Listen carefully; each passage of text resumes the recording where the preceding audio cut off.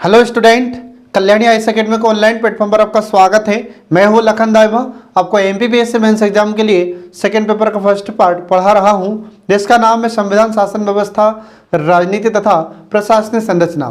Friend, आज मैं आपको पढ़ाने वाला हूँ मेरी पार्कर फॉलेट के बारे में। तो फ्रेंड, ये जो मेरी पार्कर फॉलेट है, इनका लोक प्रशासन के क्षेत्र में विशेष योगदान रहा है। ठीक है फ्रेंड, तो चलिए इनको शुरू करते हैं मेरी पार्कर फॉलेट को। तो मेरी पार्कर फॉलेट, इनका जन्म कब हुआ था? तो देखिए, इनका जन्म 1868 में संयुक्त राज्य अमेरिका में एक राज्य है जिसका नाम है मैसाचुसेट्स। ठीक है, और इसकी राजधानी है बोस्टन।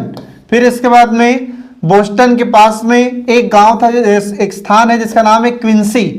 तो इस क्विंसी नामक स्थान पर एक धनी क्वेकर परिवार था, उसमें इनका जन्म हुआ था मेरी पार्कर फॉलेट का। इसके बाद फिर इनकी शिक्षा कहाँ पर होती है? तो देखिए, इसमें इनकी शिक्षा एक थायर एकेडमी है। तो थायर एकेडमी में इनकी प्रारंभिक शिक्षा होती है।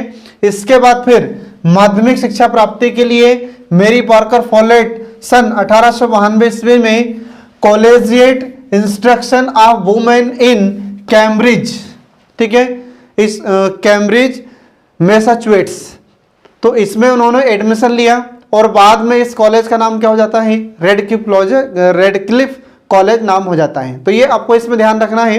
तो अगर एग्जाम में आपसे क्वेश्चन पूछा जाए कि जो मेरी पार्कर फॉलेट थी, तो इनकी प्रारंभिक शिक्षा कहाँ पर होती है? तो थायर एकेडमी में। फिर इसके बाद माध्यमिक शिक्षा कहाँ पर होती है? तो आपको याद रखना है 1892 में इन्होंने एडमिशन लिया था कॉलेजिएट इंस्ट्रक्शन, ठीक है, of women in Cambridge Massachusetts. तो यहाँ पर इन्होंने एडमिशन लिया और इसके बाद में फिर नाम हो जाता है रेडक्लिफ कॉलेज। ठीक है, फिर इसके बाद में यहाँ उन्होंने दर्शन शास्त्र, अर्थशास्त्र, इतिहास, कानून और राजनीति विज्ञान में शिक्षा प्राप्त की थी। इसके बाद फिर सन 1898 में इन्होंने ग्रेजुएट कंप्लीट किया और इस समय इनकी उम्र कितनी थी? 30 वर्ष। फिर इसके बाद में रेडक्लिफ कॉलेज में अध्ययन के दौरान ही फॉलेट ने एक वर्ष ठीक है, तो न्यूनहैम कॉलेज कैम्ब्रिज में भी इन्होंने बिताया था। तो आपको ध्यान रखना है कि जब इनका ग्रेजुएशन कंप्लीट हो जाता है, तो ग्रेजुएशन पूरा होने के बाद में यह स्नातक की उपाधि प्राप्त करने के बाद रेडक्लिफ कॉलेज में अध्ययन के दौरान इन्होंने एक वर्ष यहीं पर एक कॉलेज था जिसका नाम था न्यूनहैम कॉलेज कैम्ब्रिज, तो इसमें उन्होंने एक साल बिताया था। फिर इसके बाद में अगला आ जाता है कि रेडक्लिफ कॉलेज में अध्ययन के दौरान लिखा गया इनका शोध था। ठीक है, तो रेडक्लिफ कॉलेज में याद रखना फ्रेंड आपको कि रेडक्लिफ कॉलेज में अध्ययन के दौरान लिखा गया शोध पत्र प्रबंध 1896 ईस्वी में the speaker of the house of representatives, ठीक है, नामक पुस्तक के रूप में प्रकाशित हुआ था और इस पुस्तक को बहुत अधिक लोकप्रियता प्राप्त हुई थी। फिर इसके बाद में सन 1901 से 1908 तक अमेरिका के राष्ट्रपति रहे थियोडोर रूजवेल्ट ने इस पुस्तक को अत्यंत महत्वपूर्ण और आवश्यक बताया था या अपरिहार्य बताया था। फिर इसके बाद में 1900 से लेकर 1908 तक मेरी Parker folate रॉक्सबरी neighbourhood house Boston में सामाजिक कार्यकर्ता के रूप में इन्होंने कार्य किया था। फिर इसके बाद में इन दिनों उनको विभिन्न जाति, विभिन्न धर्म, संप्रदाय और संस्कृति के लोगों के मध्य इनको कार्य करने का अवसर भी प्राप्त हुआ था। फिर इसके बाद में यहीं से मेरी पार्कर फॉलेट के मस्तिष्क में विभिन्नता में एकता या विविधता में एकता का विचार उत्पन्न हुआ था। मतलब भले ही जाति अलग अलग हो, धर्म अलग अलग हो, परंतु सभी में एकता होना जरूरी है। तो यहां से इनके मन में यह विचार उत्पन्न होता है फ्रेंड, ये आपको ध्यान रखना है। फिर इसके बाद में सन 1908 में मेरी पार्कर फॉलेट को सरकारी विद्यालयों में सामुदायिक केंद्रों की स्थापना के लिए चले अभियान हेतु एक समिति बनाई गई थी और उस समिति का नाम था women municipal league committee on extend use of school buildings. तो इसका इन्हें अध्यक्ष बना दिया गया था। फिर इसके बाद में सन 1911 ईस्वी में इस समिति ने प्रयोग के तौर पर बोस्टन में east Boston high school social centre की स्थापना की थी और इस केंद्र में मेरी पार्कर फॉलेट को चर्चा श्रम संघों, युवा समूहों तथा स्थानीय आवासीय केंद्रों के प्रतिनिधियों के साथ इनको कार्य करने का अवसर भी प्राप्त हुआ था और इसी के बाद मेरी पॉर्कर फॉलेट को मैसाचुसेट्स न्यूनतम मजदूरी बोर्ड के सदस्य भी इन्हें बना दिया गया था। फिर इसके बाद में सन 1917 में, तो 1917 सन 1917 में मेरी पॉर्कर फॉलेट राष्ट्रीय सामुदायिक केंद्र संघ की उपाध्यक्ष भी बनाई गई थी। और इसी दौरान अमेरिकन चर्चों की संघीय परिषद द्वारा चलाए गए एक सामाजिक सुधार कार्यक्रम से भी मेरी पॉर्कर फॉलेट का जुड़ाव बना रहा था।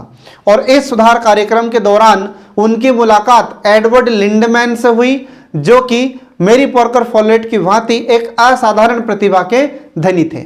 ये आपको ध्यान रखना है फ्रेंड इसमें। फिर इसके बाद में अब आगे देखिए, सन 1918 में द न्यू स्टेट तथा 1924 में क्रिएटिव एक्सपीरियंस के प्रकाशन के पश्चात मेरी पॉर्कर फॉलेट को अमेरिका में लोकप्रियता तो मिली, परंतु तत्कालीन अमेरिकी प्रबंध जगत ने उनके विचारों को प्रबंध की मुख्य धारा में नहीं अपनाया। फिर इसके बाद में पीटर एफ ड्रकर, तो पीटर एफ ड्रकर लिखते हैं कि फॉलेट के प्रशासनिक एवं प्रबंधकीय विचारों को ब्रिटेन और जापान में अधिक महत्व दिया गया था। ये आपको ध्यान रखना फ्रेंड। अब इसके बाद में अंत में देखिए मेरी पॉर्कर फॉलेट का निधन। तो मेरी पॉर्कर फॉलेट का निधन 1933 में 65 वर्ष की उम्र में हुआ था। और कहाँ हुआ था, तो ये आपको ध्यान रखना है। तो इनका निधन बोस्टन में हुआ था, मैसाचुसेट्स, जो कि संयुक्त राज्य अमेरिका में आता है। तो यहाँ पर इनकी मृत्यु हो जाती है। और इस प्रकार से हमने आपको मेरी पॉर्कर फॉलेट के जीवन परिचय के बारे में बताया फ्रेंड। तो आपसे एग्जाम में क्वेश्चन पूछा जा सकता है कि मेरी पॉर्कर फॉलेट का जीवन परिचय लिखिए, 5 नंबर में आपसे पूछा जा सकता है। अब इसके बाद देखिए इनकी कुछ रचनाएं हैं। तो इनकी कुछ रचनाओं में देखिए पहली रचना इनकी कि the speaker of the house of representatives, ये 1896 में प्रकाशित होती है। फिर इसके बाद में द न्यू स्टेट, जिसका फुल फॉर्म है आपको याद रखना है, तो the new state group organization the solution for popular government 1918 में प्रकाशित होती है। फिर इसके बाद में अगले इनकी इंपॉर्टेंट रचना है, ध्यान रखना फ्रेंड, एक तो ये द स्पीकर ऑफ हाउस और द न्यू स्टेट, और इसके बाद में क्रिएटिव एक्सपीरियंस, ये तीनों रचनाएं इनकी इंपॉर्टेंट है। तो क्रिएटिव एक्सपीरियंस यह 1924 में प्रकाशित होती है। फिर इसके बाद में अगले इनकी रचना आती है dynamic administration the collected papers of मेरी पॉर्कर फॉलेट 1941 में प्रकाशित होती है। फिर इसके बाद में इनकी मृत्यु के बाद ध्यान रखना, तो मृत्यु के बाद हेनरी मेटकॉफ एंड जो लिंडल उर्विक थे, इनके द्वारा इसे संपादित किया जाता है। जो मेरी पॉर्कर फॉलेट्स के पेपर थे उनको संपादित करने के बाद में इसका प्रकाशन हुआ था। फिर इसके बाद में अगली इनकी रचना आती है freedom and coordination lectures in business organization 1949 में प्रकाशित होती है। तो यह भी उनकी मृत्यु के पश्चात प्रकाशित होती है फ्रेंड। तो लिंडल उर्विक के द्वारा इसे संपादित किया गया था और इसमें मेरी पॉर्कर फॉलेट के व्याख्यान के बारे में वर्णन किया गया है। ठीक है, ये आपको इसमें ध्यान रखना है। अब इसके बाद आगे देखिए मेरी पॉर्कर फॉलेट के द्वारा दिए गए व्याख्यान। तो मेरी पॉर्कर फॉलेट ने कुछ व्याख्यान दिए थे। तो इन व्याख्यानों में पहला व्याख्यान देखिए कि the election of final authority. फिर इसके बाद में अगला इनका व्याख्यान था कि द गिविंग ऑफ ऑर्डर्स। फिर इसके बाद में अगला इनका व्याख्यान है कि द बेसिस ऑफ अथॉरिटी। फिर इसके बाद में द एसेंशियल ऑफ लीडरशिप। फिर इसके बाद में अगला इनके व्याख्यान का नाम है कोऑर्डिनेशन। फिर इसके बाद में इनका लास्ट व्याख्यान है द प्रोसेस ऑफ कंट्रोल। तो ये इनके द्वारा दिए गए व्याख्यान थे जो आपको याद रखना है। तो आपसे 3 नंबर में क्वेश्चन पूछा जा सकता है कि मेरी पॉर्कर फॉलेट के द्वारा दिए गए व्याख्यानों का नाम लिखिए। तो ये आपको लिखने होंगे और हो सकता है कि इनकी रचनाएं भी आपसे पूछ ले। ठीक है, तो ये आपको ध्यान रखना फ्रेंड। अब इसके बाद देखिए आगे मेरी पॉर्कर फॉलेट के द्वारा लोक प्रशासन के क्षेत्र में दिया गया योगदान। ठीक है, तो मेरी पॉर्कर फॉलेट एक समाज सेविका थी, एक दर्शन शास्त्री, प्रबंध विज्ञानी, समाजशास्त्री और इसके बाद में मानवतावादी चिंतक के रूप में मेरी पॉर्कर फॉलेट का महत्वपूर्ण योगदान रहा है और इनका योगदान अविस्मरणीय रहा है। ठीक है, और मेरी पॉर्कर फॉलेट के पेपर्स मतलब जो लेख होते हैं को एकत्रित एवं संपादित करने वाले मेटकॉफ और ओरविक ने इस महान विचारक को प्रथम श्रेणी की राजनीतिक एवं व्यवसाय दर्शन शास्त्री नाम दिया है। ठीक है, तो मेरी पॉर्कर फॉलेट के द्वारा लोक प्रशासन के क्षेत्र में कुछ विचार प्रस्तुत किए गए हैं।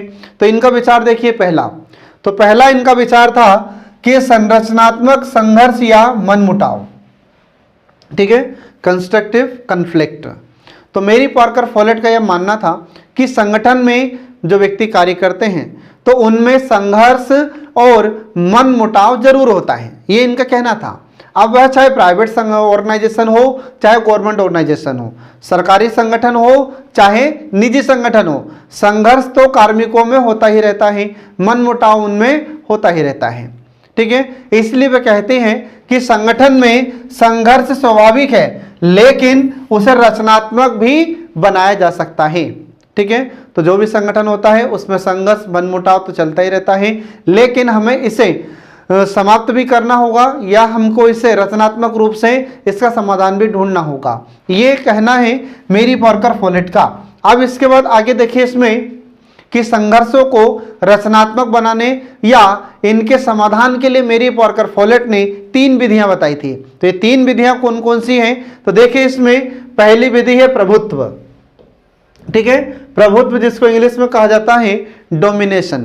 तो मेरी पॉर्कर फॉलेट की दृष्टि में प्रभुत्व का अर्थ एक पक्ष द्वारा दूसरे पक्ष पर विजय प्राप्त कर लेना है, और यद्यपि संघर्षों के समाधान की यह विधि आसान प्रतीत होती है तथापि फॉलेट ने इसका पूर्ण रूप से समर्थन नहीं किया था। इसका कारण यह था कि प्रभुत्व में क्या होता है, तो इसमें दबाव, बल प्रयोग, धमकी या दूसरे के हितों पर चोट करते हुए अपने स्वार्थों की पूर्ति करना होता है। ठीक है, इसलिए मेरी पॉर्कर फॉलेट ने इसका पूर्णतः समर्थन नहीं किया था। अतः पराजित पक्ष सदैव बदला लेने की फिराक में अवसर की प्रतीक्षा करता रहता है।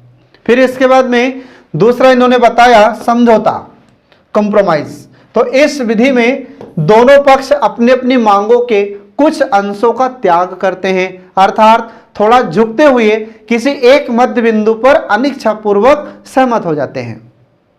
ठीक है, और मानव स्वभाव से ही न तो सहजता से त्याग करता है और न ही समझौते करता है।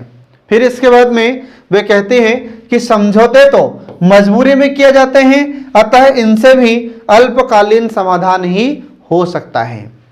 फिर इसके बाद में अगला देखिए, इसमें इन्होंने तीसरी विधि बताई एकीकरण। तो मेरी पॉर्कर फॉलेट इंटीग्रेशन या एकीकरण, तो एकीकरण की विधि किसी नए व्यवहार के द्वारा दोनों पक्षों को पूर्ण संतुष्टि प्रदान करने का प्रयास होता है जो संघर्ष को सदैव के लिए समाप्त कर देता है, ये मेरी पॉर्कर फॉलेट का कहना है। ठीक है फ्रेंड, तो इसमें सर्वाधिक प्रभावी विधि एकीकरण को बताया है मेरी पॉर्कर फॉलेट ने, ये आपको याद रखना होगा। अब इसके बाद में एकीकरण के क्रम में मेरी पॉर्कर फॉलेट ने इनके 3 चरणों की व्याख्या की है। ठीक है, जो एकीकरण हो तो एकीकरण के बारे में उन्होंने 3 चरण बताए हैं। तो इसके 3 चरण कौन कौन से होते हैं देखिए। तो पहला चरण या प्रथम चरण, तो इसमें उन्होंने बताया कि दोनों पक्षों की अपनी मांगे तथा उनसे संबंधित समस्त बातें स्पष्ट रूप से पहचान लेनी चाहिए, अर्थात मतभेदों तथा विरोध का स्पष्ट खुलासा भी कर लिया जाना चाहिए। फिर इसके बाद में दूसरा चरण उन्होंने बताया, तो दूसरे चरण में उन्होंने कहा कि संघर्ष या जो भी समस्या है या मतभेद है को एक संपूर्ण इकाई मानते हुए उसे उपखंडों या कुछ भागों में बांट देना चाहिए जो अत्यंत महत्वपूर्ण या वास्तविक मांग होती है या समस्याएं होती हैं, और उनकी पूर्ति विशेष रूप से होनी चाहिए, तथा जो मांगे केवल इच्छाओं की संकेत मात्र हैं उनकी पूर्ति अन्य तरीकों से करने की दिशा में सोचा जाना चाहिए। ठीक है, इसके बाद फिर अगला आता है तीसरा चरण। तो तीसरे चरण में मेरी पॉर्कर फॉलेट कहती है कि दोनों पक्षों को एक दूसरे के प्रत्युत्तर एवं प्रतिक्रियाओं या एकीकरण से उत्पन्न होने वाले प्रभावों को समझना चाहिए, ये इनका कहना है। फिर इसके बाद में मेरी पॉर्कर फॉलेट कहती है कि वृत्ति व्यवहार मतलब चक्रीय व्यवहार, तो चक्रीय व्यवहार या वृत्तीय व्यवहार क्या होता है, जो एक दूसरे पर निर्भर होता है। तो एक दूसरे पर जब व्यवहार निर्भर होता है तो उसी को हम कहते हैं वृत्तीय व्यवहार। ठीक है, तो वृत्तीय व्यवहार यह एकीकरण का आधार होता है, अर्थात कि मैं आपसे अकेले कभी नहीं लड़ सकता हूं, बल्कि मैं तथा आप मिलकर लड़ते हैं। इसका अर्थ यह हुआ कि लड़ाई कभी एक की वजह से नहीं होती है, लड़ाई दोनों पक्षों के कारण होती है। ठीक है, तो इसलिए फिर दूसरे शब्दों में यदि कहें तो प्रत्येक व्यक्ति दूसरे व्यक्ति के व्यवहार से प्रभावित होता है तथा वह दूसरों को प्रभावित भी करता है, और इसी संदर्भ में एकीकरण भी वृत्तीय होना चाहिए, मतलब चक्रीय होना चाहिए। इसके बाद फिर मेरी पॉर्कर फॉलेट के अनुसार एकीकरण संघर्ष समाधान का सर्वश्रेष्ठ तरीका होता है, क्योंकि नवीन मूल्यों को उत्पन्न करने में यह महत्वपूर्ण भूमिका निभाता है। फिर दूसरा है कि यह मूल संघर्ष की समस्या को जड़ से समाप्त करने का प्रयास भी करता है। फिर इसके बाद में यह समय एवं संसाधनों की बचत भी करता है। तो ये आपको ध्यान रखना होगा फ्रेंड। इसके बाद फिर अगला देखिए, इसमें आदेश देने का नियम। तो मेरी पार्कर फॉलेट ने आदेश देने के नियम से संबंधित भी अपने विचार व्यक्त किए हैं। तो देखिए इसके बारे में इनका क्या विचार है। तो इसे स्थिति का नियम भी कहा जाता है, याद रखना। तो इसे अगर क्वेश्चन आपसे पूछा जाता है कि मेरी पार्कर फॉलेट का आदेश देने का नियम एक और किस नाम से जाना जाता है, तो इसे स्थिति का नियम भी कहा जाता है। तो इसे स्थिति का नियम तथा अमेरिकी प्रबंध साहित्य में इसे स्थिति का विज्ञान भी कहा जाता है। तो ये दो नामों से इसको जाना जाता है, आदेश देने के नियम को। अब इसके बाद देखिए, तो मेरी पार्कर फॉलेट के द्वारा प्रतिपादित स्थिति का नियम इस मान्यता पर आधारित होता है कि प्रबंधकों एवं कार्मिकों की स्थिति के समस्त घटकों का अध्ययन करके तथ्यों के अनुरूप निर्णय लिया जाना चाहिए, ये इन्होंने कहा। अर्थात एक व्यक्ति दूसरे व्यक्ति को आदेश नहीं दे, बल्कि स्थिति को देखकर स्वतः ही स्थिति से आदेश प्राप्त कर लेना चाहिए, ये इन्होंने कहा। इसके बाद फिर मेरी पार्कर फॉलेट की यह मान्यता है कि इसे बाद में, ध्यान रखना, तो इन्होंने जो सिद्धांत दिया है इसको बाद में क्रिस आर्गरिस ने भी दोहराया था। तो इन्होंने कहा कि एक व्यक्ति द्वारा दूसरे को दिया गया आदेश प्राप्तकर्ता को हीन या नीचे दिखाने का कार्य करता है। तो ये इन्होंने कहा है मेरी पार्कर फॉलेट ने। ठीक है, इसके बाद फिर आगे देखिए, इस संबंध में मेरी पार्कर फॉलेट ने कुछ मान्यताएं प्रतिपादित की हैं। तो कौन कौन से मान्यताएं इन्होंने दी है, तो देखिए इसमें उनकी पहली मान्यता थी कि बहुत से व्यक्ति, मतलब कार्मिक, ठीक है, तो बहुत से व्यक्ति या कार्मिक अपनी इच्छा से दूसरों के साथ कार्य करना चाहते हैं, किंतु उन्हें अपने ऊपर अधिकारी होना पसंद नहीं होता है। ठीक है, तो हर व्यक्ति अपनी इच्छा से कार्य करना चाहता है, लेकिन वह व्यक्ति कभी नहीं चाहता कि उसके ऊपर वाला अधिकारी उसको कुछ कहे। फिर इसके बाद में दूसरी मान्यता इन्होंने बताई कि ऐसे व्यक्ति जिन्हें अपने कार्य का पूर्ण ज्ञान एवं समझ होती है, वे विस्तृत निर्देश या आदेश मिलने पर रोष व्यक्त करते हैं, मतलब गुस्सा हो जाते हैं।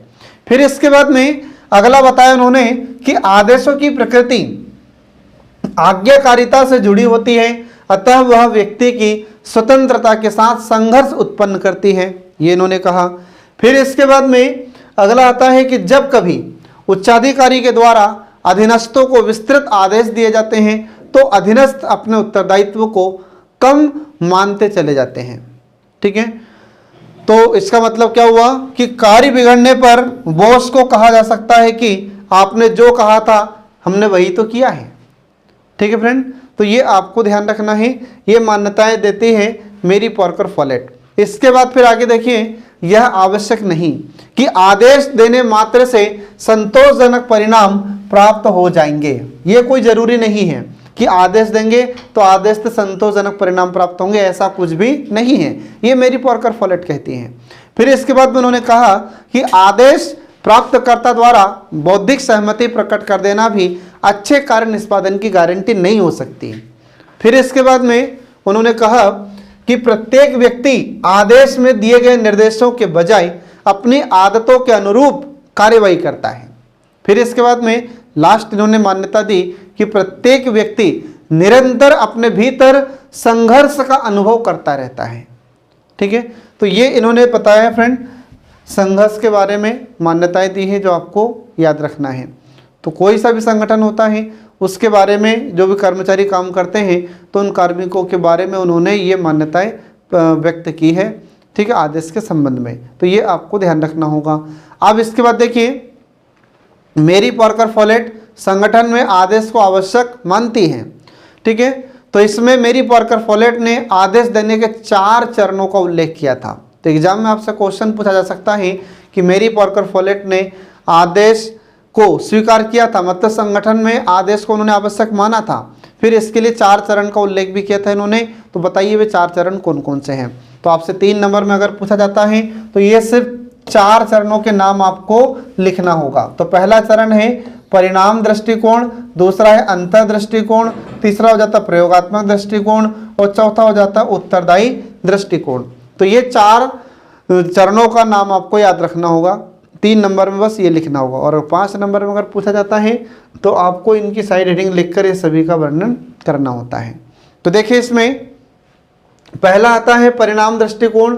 इसमें क्या होता है कि असंतोष परिणाम देने वाले आदेशों में इस प्रकार परिवर्तन करना चाहिए जिससे उचित परिणाम हमें प्राप्त हो सके, संगठन में उचित परिणाम प्राप्त हो सके, ये इन्होंने कहा था पहले चरण में। दूसरे चरण में उन्होंने बताया अंतर दृष्टिकोण के अंतर्गत कि विवेक के द्वारा आदेश देने के विभिन्न सिद्धांतों को जानना चाहिए। ठीक है, फिर इसके बाद में अगला इन्होंने बताया प्रयोगात्मक दृष्टिकोण। इसमें इन्होंने कहा कि आदेश देने की सफलता पर विफलता के कारणों का प्रयोगात्मक विश्लेषण भी करना जरूरी होता है। इसके बाद फिर अगला इन्होंने बताया उत्तरदायी दृष्टिकोण। तो उन सिद्धांतों को जानना जो आदेश देने के आधार बने हैं। तो ये सारे चरण आपको याद रखना फ्रेंड, जो 4 चरण हैं। ठीक है, अब इसके बाद देखिए,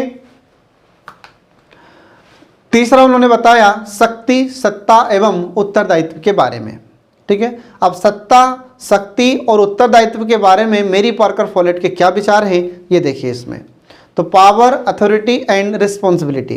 तो देखिए इसमें मेरी पार्कर फोलेट ने शक्ति, सत्ता और प्रत्यायोजन तथा उत्तरदायित्व के संबंध में भी अपने विचार प्रस्तुत किए हैं। तो पहले देखिए शक्ति के बारे में क्या कहती है ये। तो उन्होंने शक्ति को परिभाषित करते हुए कहा था कि यह वह क्षमता होती है जिसमें कोई कार्य करवाया जा सकता है, साथ ही यह कार्य या यह कारण कार्य अभिकर्ता का कार्य करती है। ठीक है, तथा परिवर्तन लाने में भी भूमिका निभाती है। ये इन्होंने शक्ति के बारे में कहा था। मतलब शक्ति क्या है, तो इन्होंने कहा कि शक्ति वह क्षमता होती है जिससे कोई भी कार्य करवाया जा सकता है, और साथ ही साथ यह कारण कार्य अभिकर्ता का कार्य भी करती है तथा परिवर्तन लाने में इसकी महत्वपूर्ण भूमिका होती है। ये इन्होंने कहा था शक्ति के बारे में मेरी पार्कर फोलेट ने। फिर इसके बाद में फोलेट शक्ति प्रयोग के 2 तरीके बताती है। तो मेरी पार्कर फोलेट ने कहा कि शक्ति का उपयोग किस प्रकार से होना चाहिए, तो इन्होंने कहा कि शक्ति का उपयोग 2 प्रकार से होना चाहिए। तो वे 2 प्रकार कौन कौन सा है, तो पहला प्रकार उन्होंने बताया कि किसी के ऊपर शक्ति। ठीक है, अब किसी के ऊपर शक्ति मतलब तो जो भी अधीनस्थ होगा तो उसके ऊपर कोई ना कोई एक अधिकारी होगा जिसके पास शक्तियां होगी। तो देखिए इसमें क्या कहती है मेरी पार्कर फोलेट। तो इसमें उन्होंने कहा कि शक्ति प्रयोगकर्ता किसी पर अपनी बात थोप रहा है और ऐसी शक्ति में अधीनस्थ अपमानित तथा कुंठित अनुभव करते हैं। इसके बाद उसमें आक्रोश और निराशा होती है या आक्रोश और निराशा उत्पन्न होती है, और किसी के ऊपर शक्ति को अमानवीय, कपटपूर्ण तथा अलोकतांत्रिक मानते हुए फोलेट ने इसे कम करने का सुझाव दिया है। ठीक है फ्रेंड, इसके बाद फिर अगला आता है, देखिए इसमें कि इस शक्ति को कम करने के लिए उन्होंने 3 रास्ते बताए थे। तो पहला रास्ता उन्होंने बताया कि एकीकरण का प्रयोग किया जाए। दूसरा उन्होंने बताया कि स्थिति के नियम को अपनाया जाए। तीसरा उन्होंने बताया कि वृत्ति व्यवहार को समझा जाए। ठीक है, तो ये 3 रास्ते उन्होंने बताए थे शक्ति के लिए या शक्ति को कम करने के लिए। अब इसके बाद देखिए दूसरा आता है कि किसी के साथ शक्ति, पावर विथ, तो इसको संयुक्त शक्ति भी कहा जाता है। ठीक है, और इस विधि में दो या दो से अधिक व्यक्ति अपनी शक्ति के एकीकरण को अपनाते हुए संतुष्टिदायक समाधान तक आते हैं।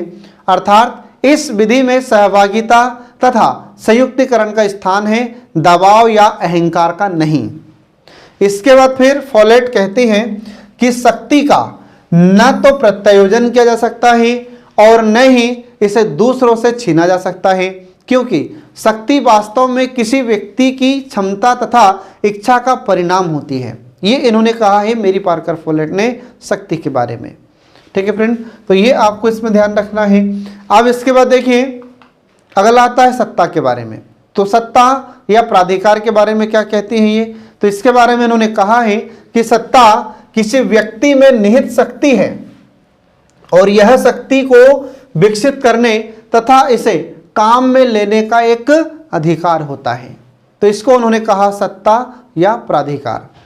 फिर इसके बाद में उन्होंने प्रत्यायोजन के बारे में क्या कहा है देखिए, तो मैरी पार्कर फोलेट ने प्रत्यायोजन, अब प्रत्यायोजन क्या होता है, तो जब कोई भी उच्च अधिकारी अपने अधीनस्थ को कुछ कर्तव्य तथा शक्तियां सौंप देता है तो उसे हम प्रत्यायोजन कहते हैं। इंग्लिश में से डिलीगेशन कहा जाता है। तो इन्होंने मैरी पार्कर फोलेट ने कहा है कि प्रत्यायोजन को भी एक कल्पना इन्होंने माना है, क्योंकि जब सत्ता का संबंध कार्य से है तो प्रत्यायोजन का अर्थ भी क्या रह जाता है। तो फोलेट ने सत्ता के प्रत्यायोजन को एक पुरातन या अप्रासंगिक उक्ति माना है। फिर इसके बाद में अगला आता है कि सत्ता की भांति उत्तरदायित्व। तो अगला देखिए इसमें उत्तरदायित्व। तो उत्तरदायित्व के बारे में क्या कहती है मैरी पार्कर फोलेट, तो इन्होंने कहा कि सत्ता की तरह उत्तरदायित्व को भी कार्य से जुड़ा हुआ माना है मैरी पार्कर फोलेट ने। और उन्होंने कहा कि कोई भी कार्मिक व्यक्तिगत स्तर पर कार्य के प्रति उत्तरदायी होना चाहिए। मतलब जितने भी संगठन में कार्य करने वाले कार्मिक हैं सबको अपने कार्यों के प्रति उत्तरदायी होना बहुत जरूरी होता है। इसके बाद में किसी के प्रति नहीं, मतलब संगठन में जो भी कार्य कर रहे हैं वे व्यक्तिगत रूप से कार्य के प्रति उत्तरदायी रहे, न कि किसी व्यक्ति के प्रति। फिर इसके बाद में फोलेट ने कहा कि इस क्रम में सुझाव दिया है कि व्यक्ति से यह पूछा जाना चाहिए कि वह किस कार्य के लिए उत्तरदायी है। ठीक है, ये इन्होंने कहा है उत्तरदायित्व के बारे में। तो ये आपको ध्यान रखना है फ्रेंड इसमें। अब इसके बाद फिर आगे देखिए नेतृत्व के बारे में। तो मैरी पार्कर फोलेट नेतृत्व के बारे में भी अपना विचार प्रस्तुत करती हैं। तो पहले आपको जानना जरूरी है कि नेतृत्व क्या है। ठीक है, तो जिस नेता के द्वारा पहल की जाती है तो उस पहल को हम कहते हैं नेतृत्व। ठीक है, और जो नेतृत्व करने वाला व्यक्ति होता है उसे कहते हैं नेता। तो जो आगे आगे चलता है नेतृत्व करता है वह कहलाता है नेता। अब नेता का मतलब यहाँ पर राजनीति करने वाला नहीं है। ठीक है, नेता का मतलब है कि जो भी नेतृत्व करे, वह चाहे सैनिक के मामले की बात हो या फिर सेना में अपन देखते हैं कि सेना में भी जो मेजर होता है वह अपनी सेना का नेतृत्व करता है। इसके बाद फिर कलेक्टर अपनी सेना का नेतृत्व करता है। तो कुल मिलाकर बात यह है कि जो भी अपनी टीम को लीड करें, ठीक है, उसे कहते हैं लीडरशिप। ये आपको ध्यान रखना होगा। तो इसके बारे में मैरी पार्कर फोलेट कहते हैं कि नेतृत्व को इन्होंने एक वृत्ताकार घूमने वाली प्रक्रिया बताया है। ठीक है, और इन्होंने एक पुस्तक लिखी है जिसका नाम है द न्यू स्टेट। तो द न्यू स्टेट में इन्होंने बताया कि जब हमें इस बात पर कम बल देना चाहिए कि नेता अपने समूह को प्रभावित करता है, बल्कि अब इस दिशा में सोचना चाहिए कि नेता को समूह भी प्रभावित करता है। ठीक है, और इस या एक दूसरे को प्रभावित करने की इस प्रक्रिया दोनों ओर चलती रहती है। ये इन्होंने कहा है मैरी पार्कर फोलेट ने। मतलब जो नेतृत्व होता है तो यह प्रक्रिया कैसी है, ये दोनों ओर चलती है। ठीक है, इसके बाद फिर मैरी पार्कर फोलेट ने नेतृत्व के 3 प्रकार बताए थे। तो इसके 3 प्रकार कौन कौन से? तो पहला प्रकार इन्होंने बताया कि पद से उपजा हुआ नेतृत्व, दूसरा है व्यक्तित्व से उपजा हुआ नेतृत्व, और तीसरा है कि जो भी व्यक्ति कार्य करेगा तो कार्य से उपजा हुआ नेतृत्व। तो ये 3 इन्होंने प्रकार बताए थे। तो 3 नंबर में आपसे क्वेश्चन पूछा जा सकता है कि मैरी पार्कर फोलेट ने नेतृत्व के 3 प्रकार बताए, बताइए कौन कौन से हैं। तो ये 3 नंबर में आपसे पूछा जा सकता है, तो ये आपको ध्यान रखना होगा। अब इसके बाद देखिए, नेतृत्व के कार्यों को स्पष्ट करते हुए मेरी पार्कर फोलेट ने इसके 3 कार्य बताए थे। मतलब मेरी पार्कर फोलेट नेतृत्व के 3 कार्य बताती हैं। तो इसके 3 कार्य कौन से मुख्य रूप से? तो पहला है मुख्य कार्य इसका कि समन्वय करना। ठीक है, तो नेतृत्व का पहला काम क्या है मेरी पार्कर फोलेट के अनुसार? समन्वय करना, तालमेल बैठा कर रखना कार्मिकों में। दूसरा है जो उद्देश्य है तो उद्देश्यों का निर्धारण करना, तो उद्देश्य क्या होगा इसको निर्धारित करना है। फिर इसके बाद में नेतृत्व का अगला महत्वपूर्ण कार्य है पूर्वानुमान लगाना, मतलब पहले से अनुमान लगाना है कि हमें आगे क्या करना है और इसका रिजल्ट क्या होगा। तो ये सभी अनुमान लगाने का भी कार्य होता है नेतृत्व का, तो ये आपको ध्यान रखना होगा फ्रेंड। अब इसके बाद देखिए, अगला विचार है इनका नियंत्रण एवं समन्वय के संबंध में। तो नियंत्रण एवं समन्वय के बारे में मेरी पार्कर फोलेट क्या कहती है, देखिए। तो मेरी पार्कर फोलेट को मानव संबंध विचारधारा का समर्थक माना जाता है और उनके बहुत से विचार संगठन के शास्त्रीय या यांत्रिक उपागम या दृष्टिकोण से भी जुड़े हुए हैं और वे नियंत्रण को संगठन का एक मुख्य सिद्धांत मानती है। तो इनका यह कहना था कि जो भी संगठन है तो संगठन में नियंत्रण का होना बहुत जरूरी है। अगर संगठन में नियंत्रण नहीं होगा तो जो भी कार्मिक है या कर्मचारी है ये ठीक ढंग से कार्य नहीं कर पाएंगे। ठीक है, और ऐसे स्थिति में फिर संगठन को सफलता भी प्राप्त नहीं होगी। तो देखिए, इसमें नियंत्रण के संबंध में उनकी 2 मान्यताएं थी। मेरी पार्कर फोलेट की नियंत्रण के बारे में 2 मान्यताएं थी। तो ये 2 मान्यताएं कौन सी है? तो पहली मान्यता है कि व्यक्तियों पर नियंत्रण के बजाय तथ्यों पर नियंत्रण करना। आ रहा समझ में? ये इनका पहला या इनकी पहली मान्यता है। तो दूसरी मान्यता इनकी कि अध्यारोपित नियंत्रण के बजाय सहसंबंध नियंत्रण। तो ये 2 प्रकार की इनकी मान्यता है नियंत्रण के संबंध में। तो एग्जाम में अगर आपसे क्वेश्चन पूछा जाता है कि मेरी पार्कर फोलेट के नियंत्रण के संबंध में मान्यताएं कितनी हैं, तो 2 मान्यताएं हैं। कौन कौन सी हैं? तो ये आपको याद रखना होगा। अब इसके बाद फिर आगे देखिए कि मेरी पार्कर फोलेट ने संगठन में समन्वय करने हेतु 4 सिद्धांत दिए थे। ठीक है, तो वे 4 सिद्धांत कौन कौन से हैं? तो पहला सिद्धांत है कि प्रत्यक्ष संपर्क का सिद्धांत। आ रहा समझ में? संगठन में अगर समन्वय स्थापित करना है तो इसके लिए उन्होंने कहा कि प्रत्यक्ष संपर्क होना चाहिए जो भी कार्मिक है उनसे। ठीक है, फिर इसके बाद में दूसरा है कि प्रारंभिक चरण में ही समन्वय की स्थापना का सिद्धांत। फिर इसके बाद में अगला उन्होंने बताया संपूर्णता या सहसंबद्धता का सिद्धांत। फिर इसके बाद में अगला सिद्धांत उन्होंने बताया निरंतरता का सिद्धांत। तो ये सिद्धांत इन्होंने बताया है संगठन में समन्वय स्थापित करने के लिए। तो ये आपको ध्यान रखना होगा फ्रेंड।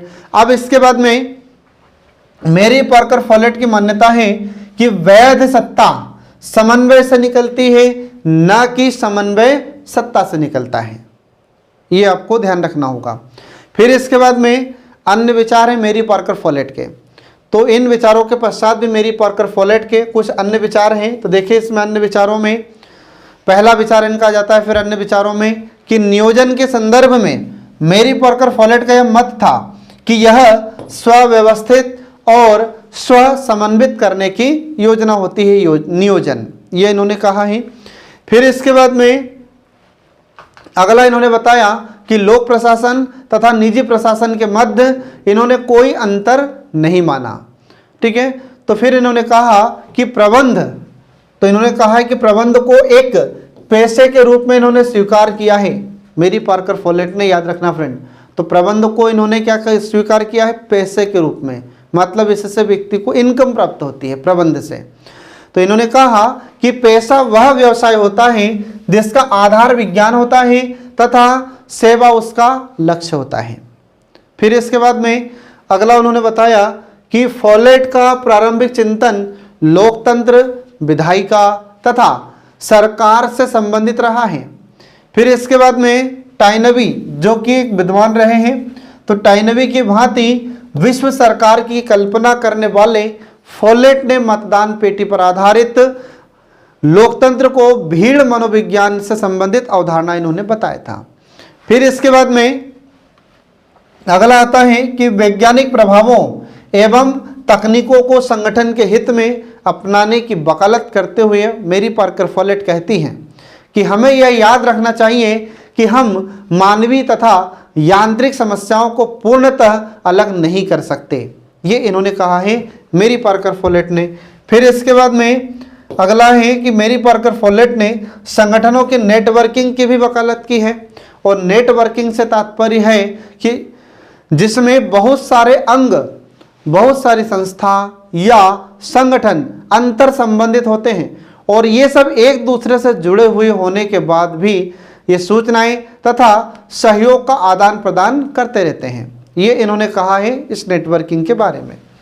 इसके बाद फिर अगला आ जाता है इनकी आलोचना। तो मेरी पार्कर फॉलेट के द्वारा जो विचार प्रस्तुत किए गए हैं तो उनके विचारों के कुछ आधारों पर आलोचना भी की जाती है। तो देखिए इसमें किन किन आधारों पर आलोचना की जाती है और किन किन विद्वानों ने इनकी आलोचना की है। तो आलोचकों में नाम देखिए इसमें, जैसे कीथ डेविस, फिर मैकफार्लैंड, क्रिस आर्गेरिस और डी गिब्सियानी, ये ऐसे विद्वान हैं जिन्होंने मेरी पार्कर फॉलेट की आलोचना की है। तो इसमें देखिए पहला पॉइंट, तो आलोचना का पहला पॉइंट यह है कि मेरी पार्कर फॉलेट के विचारों की मुख्य आलोचना इस आधार पर की जाती है कि उनके विचार न तो प्रामाणिक शोध पर आधारित थे और न ही प्रबंधकीय कार्यों का इन्हें अनुभव था। इसी प्रकार फॉलेट के विचारों को फिर आदर्शवाद का पर्याय भी बताया जाता है। ये आलोचना का पहला पॉइंट। दूसरा पॉइंट यह है कि मैकफार्लैंड का मानना है, तो मैकफार्लैंड ने कहा है कि किसी भी संगठन में सत्ता एक आवश्यक तत्व या राजनीतिक यथार्थ होता है। मतलब ये वास्तविकता है, यह सत्य है कि किसी भी संगठन में सत्ता का होना बहुत जरूरी है। फिर इसके बाद में सत्ता के प्रचलित प्रारूप से किसी संगठन को मुक्त कर पाना भी कोरी कल्पना या भ्रम होता है। और इसी तरह फॉलेट को किसी के ऊपर शक्ति तथा किसी के साथ शक्ति अवधारणा को भी अव्यावहारिक बताया जाता रहा है।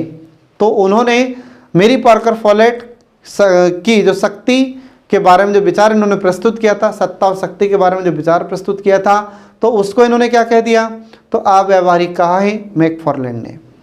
इसके बाद फिर अगला आता है आलोचना का पॉइंट कीथ डेविस तथा क्रिस आर्गेरिस। तो इन्होंने भी कुछ कहा है, इन्होंने भी आलोचना की है। तो इन्होंने कहा कि संगठन के समस्त कार्मिकों की सहमति तथा सहयोग प्राप्त करना अपने आप में एक टेढ़ी खीर होती है और फॉलेट ने व्यक्ति को जितना सकारात्मक एवं सहज समझा है उतने भले मनुष्य बहुत कम मिलते हैं और इतने भले मनुष्य संगठन में मिलते ही नहीं आज के ज़माने में। तो ठीक है, ये इन्होंने कहा है।